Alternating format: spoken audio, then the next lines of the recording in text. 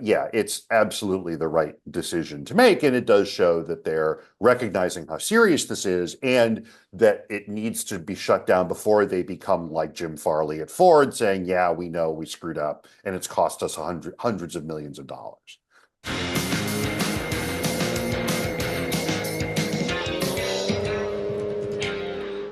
Welcome back to Car-Pinionated, our weekly show on cars, the car industry, and driving in general. I'm Doug Stewart, digital executive producer for Fox 61 in Hartford. I'm joined by Jeff Buchholz, uh, writer and editor at WBBM in Chicago and car enthusiast. Jeff, this week we're going to talk about Toyota. And Toyota has had legendary reliability, always top of the line, everything like that. Um, but recently, that reliability has taken a hit. And there's a couple things. The most noted one is the V6 engine. Is that V6 engine that has had metal shavings in it that they didn't get out before they built it and put it in cars. And that's created a problem. And we could talk about that recall. But what else are you thinking about Toyota and its reliability? You're right that Toyotas have a reputation, um, much like Hondas actually, uh, that they can sort of shrug off deferred maintenance better than almost any car brand in the world, really. Yeah. I contend that any car is reliable if you maintain it properly. Um, there are some obvious sort of exceptions to that, and everyone can name them probably. Most of them are British.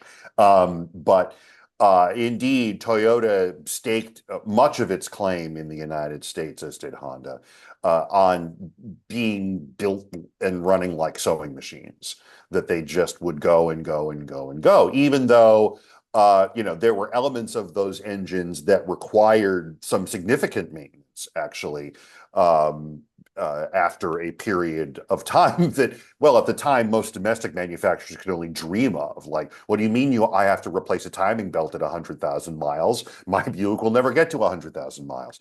But that became, but that really cemented Toyota's reputation as being this maker of bulletproof cars. And it's one of the things that allowed Lexus to be so successful, kind of right out of the box in the United Hmm. States, was that it was, it arose from the bubble economy in Japan and also came here with that legendary Toyota reliability, which stayed pretty much intact as Toyota began to build more cars in the United States.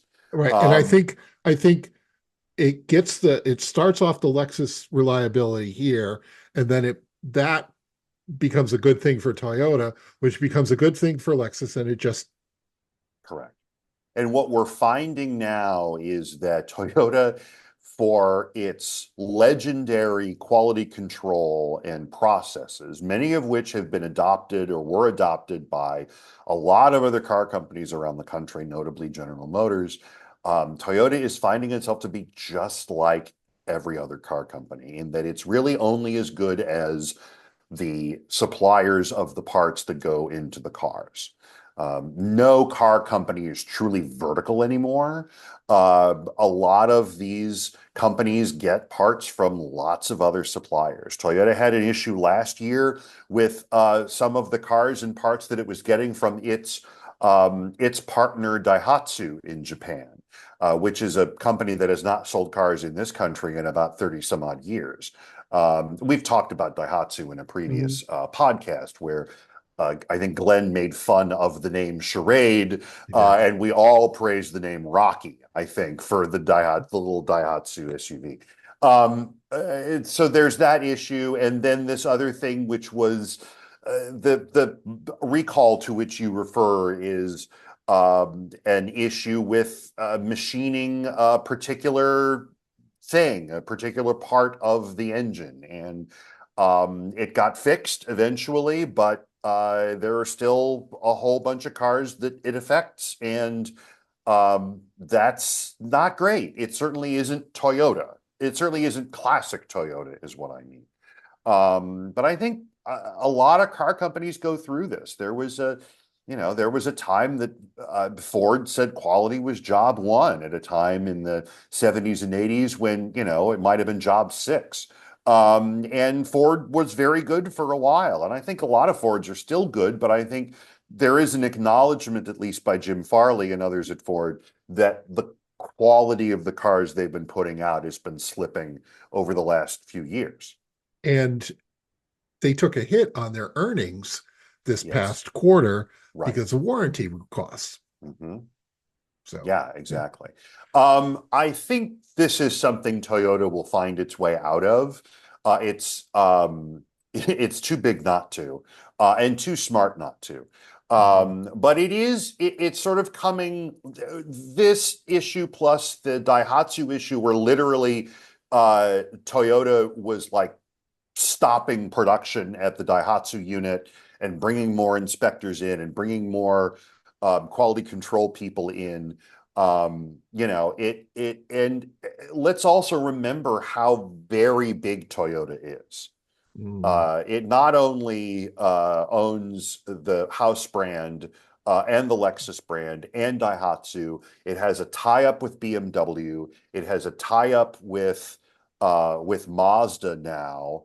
It owns Hino, the heavy truck division. Those are the cars with the curved H's, the trucks with the curved H's.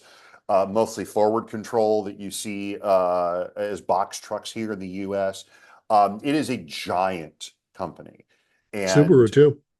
well, that's right. Yeah, they've got the deal with Subaru for the 86 and the Solterra slash BZ4X, the electric SUV. Yeah, you're right. It is a sprawling company, and sometimes with big companies, stuff like this happens. The thing Mm. that's different is that it's Toyota, and we don't expect them to do this. Yeah. But like I said, they're becoming like every other car company that every now and then will step on a rake. You take a hit, right? Exactly. Mhm. In the classic cartoon fashion. Exactly. Yes. Sylvester has Um, managed to avoid most rakes, not this yeah, yeah. It's interesting when they talk about I think with the engine specifically, they have made an excellent move about saying we're going to replace them. one. Hmm. It's gonna Yep. it's gonna cost us, but we're gonna replace it because I think it's the only way. It's you could I think other manufacturers, well, we could do this, that, and the other thing, and Quiet but if technical service bulletin, right, right, right, car gets only flagged repl at the dealer and nobody knows about it and nobody's the wiser. right.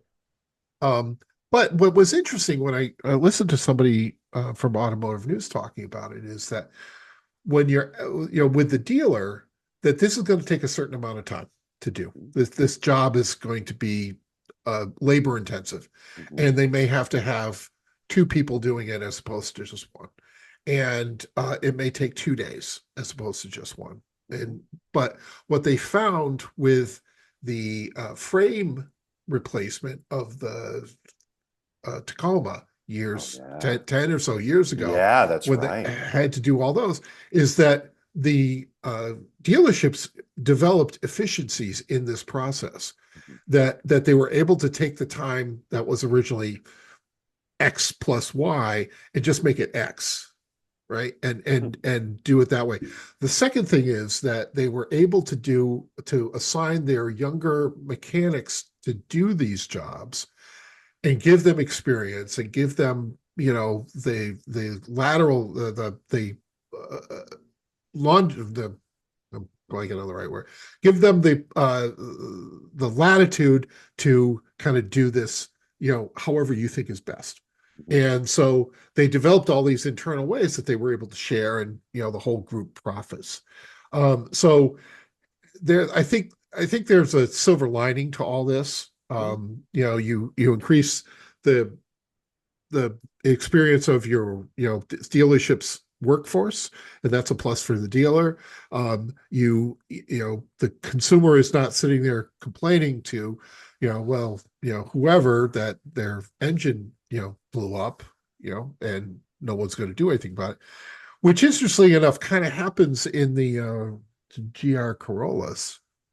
Mm, That's been a problem, and they've made some mhm, bad calls on warranty claims. mhm, Um, and I don't know enough about it, but my feeling is that may be, you know, individuals at this level making a decision that then rises and creates a problem for everyone up the mhm, food chain.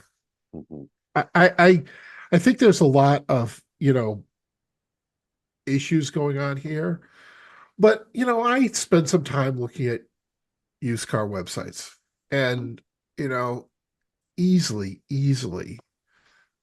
Toyotas are selling for $2,000 and $3,000 more than some sort of comparable mhm, newer competitor. If mhm. you compare forwarder prices to Explorer prices, like there's easily a $5,000 difference. Oh gosh, yeah. So, Yeah, exactly. I mean, Toyota is, I mean, its reputation for reliability is really worldwide.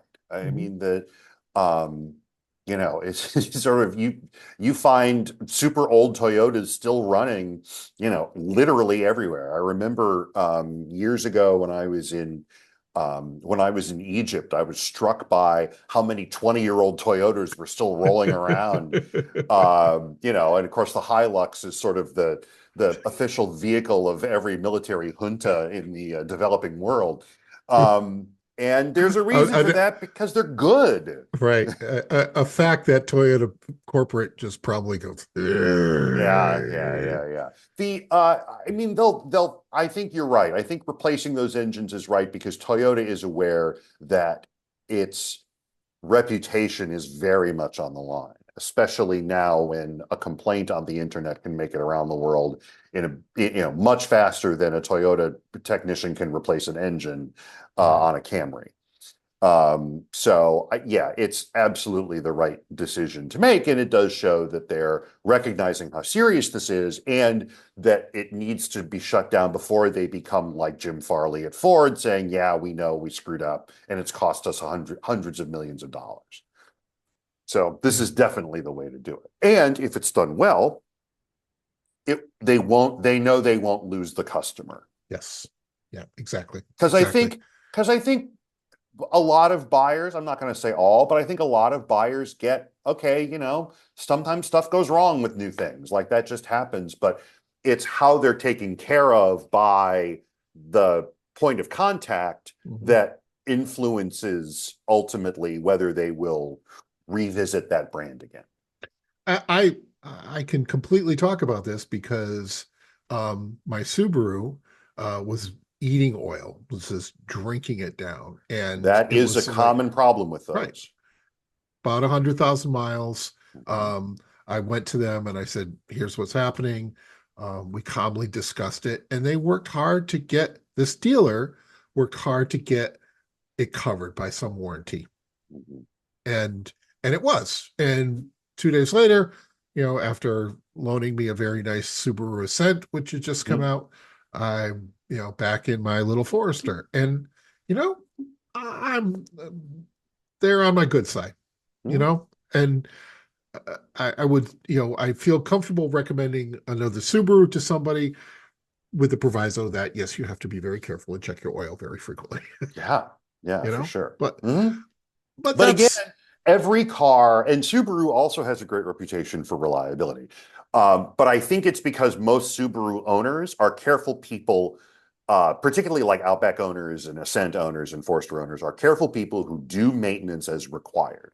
I'm Mhm. sort of, even the people who sort of hoon around in WRXs know their cars really well and know that they need to be taken care of. But again, any car can be reliable if you maintain it the way that it's supposed to be maintained. Um, but Toyota has been very good. Toyotas are historically really good at shrugging off deferred maintenance. Maybe not so much. But uh now.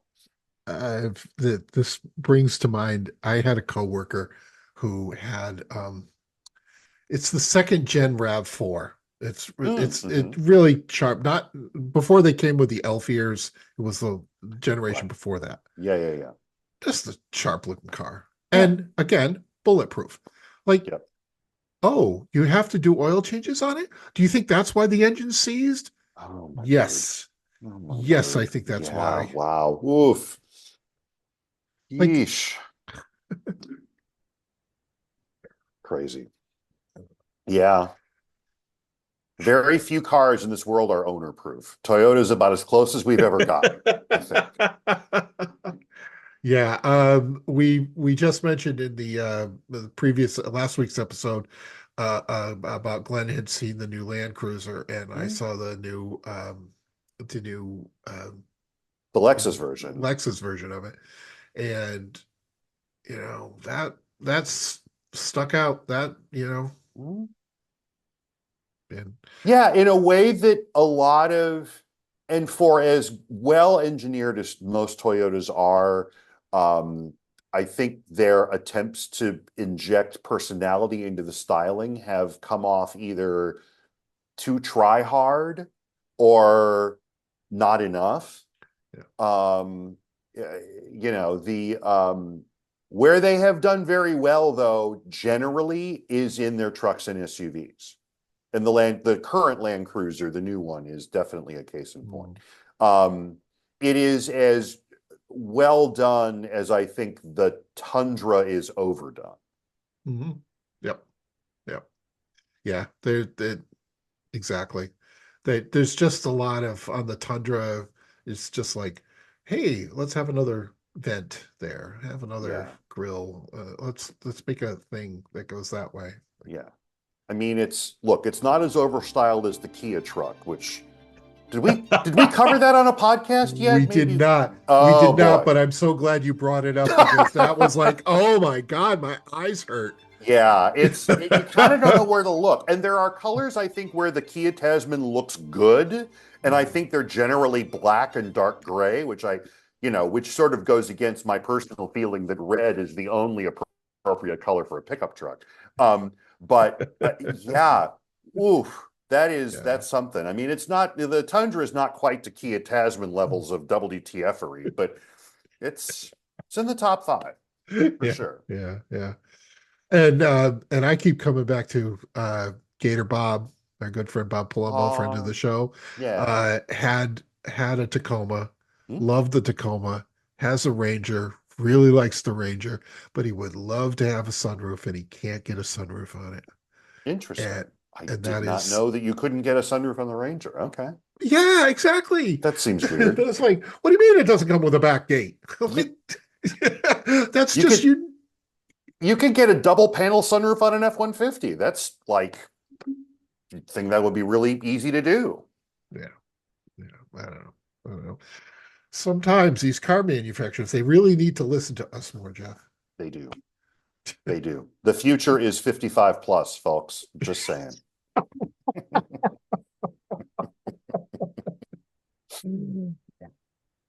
So, all right. We wish Toyota the best as we do every car manufacturer. Yes, we do.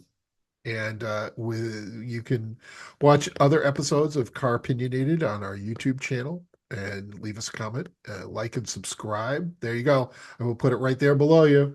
And with that, we will wish you a fond farewell.